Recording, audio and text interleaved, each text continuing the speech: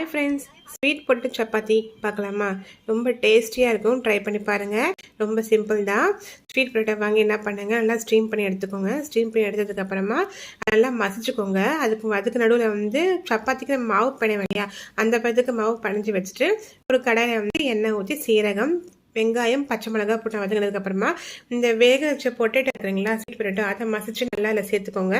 சேர்த்து லாஸ்ட்டாக கொத்தமல்லி போட்டு நல்லா மசிச்சு எடுத்துக்கோங்க. சப்பாத்தி மாவு போட்டு நல்லா திரட்டி நடுவில் ஸ்டஃபிங் மாதிரி ரோல் பண்ணி நல்லா பால் சைஸ்க்கு எடுத்து ரோல் பண்ணி எடுத்து நல்லா தேய்ச்சி சுட தவாவில் போட்டு எடுத்திங்கன்னா சூப்பரான டேஸ்டான ஸ்வீட் பொட்டேட்டோ சப்பாத்தி ரெடி ஆகிடும். சேம் அதே மாதிரி பார்த்தீங்கன்னா இதுலேயே மிளகாத்தூள் எதுவும் போட்டிருக்க மாட்டேன். இது ஒரு தனி வெரைட்டி. அடுத்ததில் பார்த்தீங்கன்னா மிளகாத்தூள், கரம் மசாலா சேர்த்து நல்லா பிணைஞ்சி அது ஒரு குட்டி பால் மாதிரி எடுத்து அதில் இன்னொரு இதுவாக போட்டிருப்பேன்.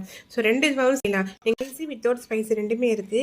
இது ரெண்டுமே ட்ரை பண்ணி பார்த்துட்டு எப்படி இருக்குன்னு ஷேர் பண்ணுங்கள்.